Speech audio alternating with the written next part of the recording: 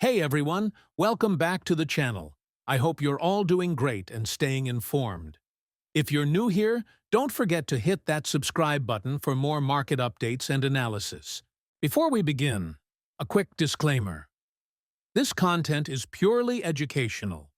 I'm not a SEBI-registered advisor, and nothing here should be considered financial advice. Now, let's take a look at the market analysis for the Nifty 50 for the upcoming week. As we observe the monthly chart, it's quite evident that the Nifty 50 has been on a strong bull run. The momentum has been consistently upwards, and the larger trend remains intact. Switching over to the weekly chart, we can see something interesting happening around the 25,000 level.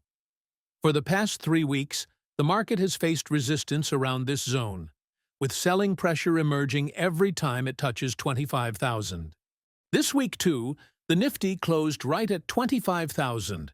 So the big question is, how will the market react to this level on Monday?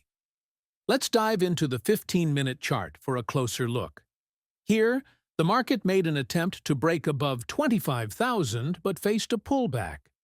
Buyers stepped in, but the strength wasn't enough to push it through again, leading to a close right at that resistance zone.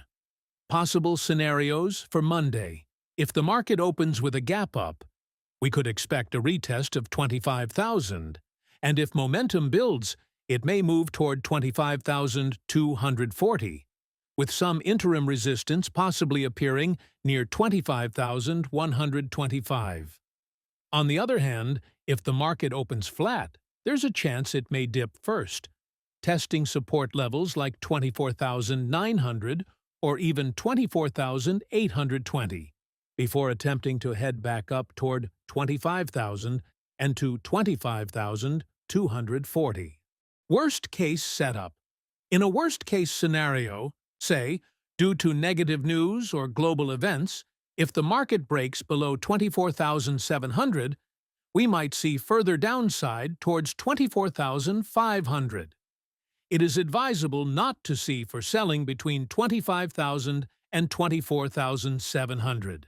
But as of now, considering the larger trend and recent price action, the structure still points towards an overall uptrend.